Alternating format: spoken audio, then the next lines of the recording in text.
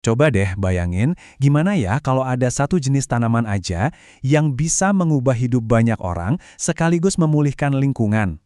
Nah, kali ini kita bakal bongkar kisah luar biasa soal bambu di Indonesia, sebuah harta karun alam yang jujur aja sering banget kita anggap remeh.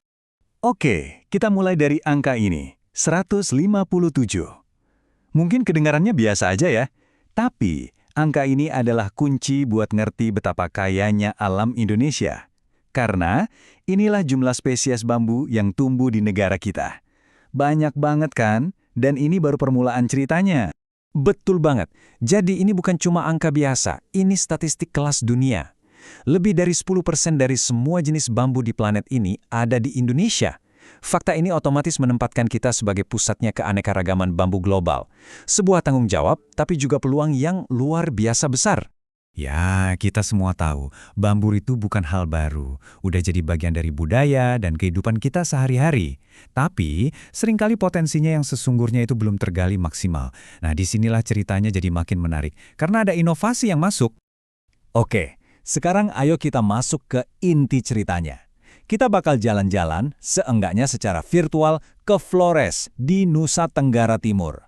Sebuah pulau di mana tradisi dan inovasi itu ketemu. Dan di mana sebuah pendekatan baru lagi membuka potensi bambu yang sebenarnya. Nah, ini dia kuncinya. Hutan Bambu Lestari, atau biasa disingkat HBL. Ini bukan sekedar tanam tebang ya. Ini adalah sebuah sistem yang cerdas banget, yang bisa menyeimbangkan kebutuhan ekonomi masyarakat dengan kelestarian alam. Keren kan? Terus gimana sih cara kerjanya? Kok bisa seimbang gitu? Ternyata metodenya sangat sistematis. Yuk, kita bedah 4 langkah utamanya. Pertama, dilakukan survei dan pemetaan dulu, buat nentuin mana area yang paling pas. Kedua, setiap rumpun bambu dikasih kode, jadi umurnya bisa dilacak, kesehatannya bisa dipantau. Ketiga, ada yang namanya penimbunan. Ini semacam perawatan khusus di bagian akar, biar bambunya tumbuh subur. Dan terakhir, yang paling penting nih, panennya diatur secara lestari, setiap 4-5 tahun sekali. Jadi, hutannya dijamin tetap hidup dan produktif. Cerdas banget kan? Tentu aja, sebuah metode secanggih apapun nggak akan ada artinya kalau nggak ada hasil nyata. Dan disinilah HBL ini benar-benar nunjukin kehebatannya. Manfaatnya itu langsung double, buat masyarakat dan buat planet kita. Nah, ini bagian yang paling bikin seneng. Dampaknya ke ekonomi. Coba lihat grafiknya. Sebelum ada HBL, petani itu dapat sekitar Rp20.000 per batang bambu. Setelah mereka menerapkan metode ini, pendapatannya melonjak. Jadi Rp50.000. Itu lebih dari 2 kali lipat loh. Bayangin aja dampaknya buat satu keluarga.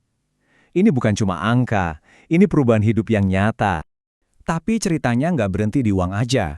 Metode ini juga bikin ikatan antar warga jadi makin kuat.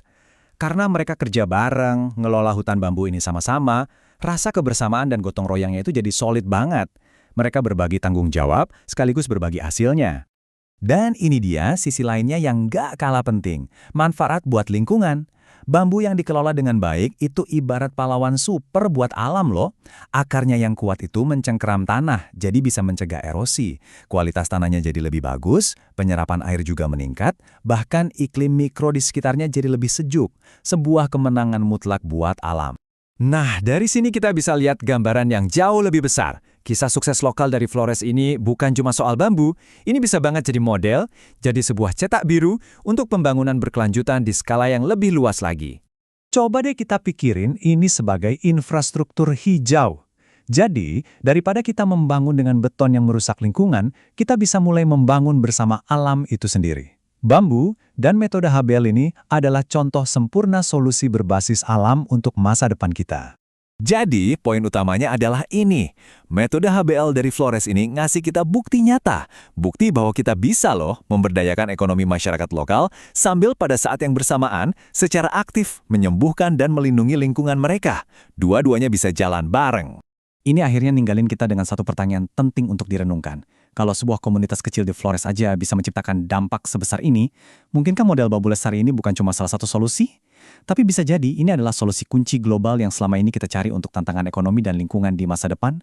Gimana menurut kalian?